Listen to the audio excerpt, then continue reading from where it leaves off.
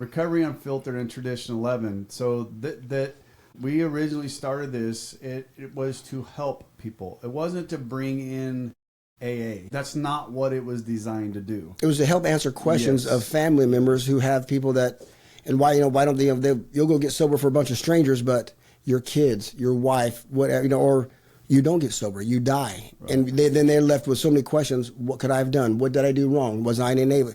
And they're just left with that shit and no answers. Are we trying to promote ourselves, promote AA? Are we just trying to open up honest conversations? Katie, put that camera on me real quick. Are you seriously? Right there. Ourselves? Good what? God. Good God. Thank you, Katie. Seen it all day.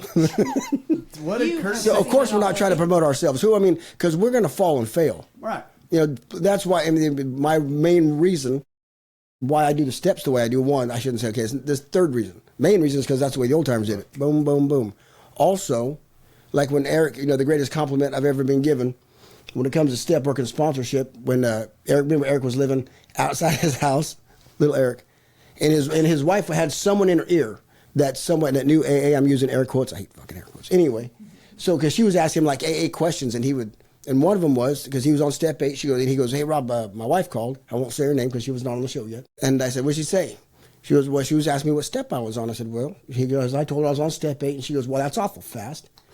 And I go, "What'd you tell her?" I remember this. He goes, "Well, I took her to page 13 where Bill Wilson was still in the hospital, 8 days sober. He was working on his day step list. I took her to page 156, and I took her to page 188 where Bill Dotson, June 26, 1935, 16 days more sober than after Dr. Bob.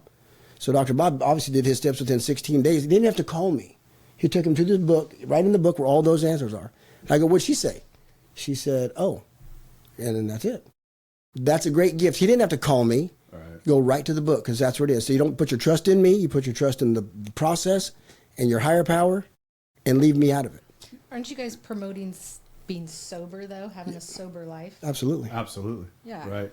And we talk about that. We open up the big, honest conversations that happen in here. One of the things that Rob and I have tried extremely hard to do is get other forms of sobriety inside through the church, NA, right. Celebrate Recovery, whatever. We tried a bunch. We've had a few in here, and I'm not saying that it didn't work, but it didn't make good.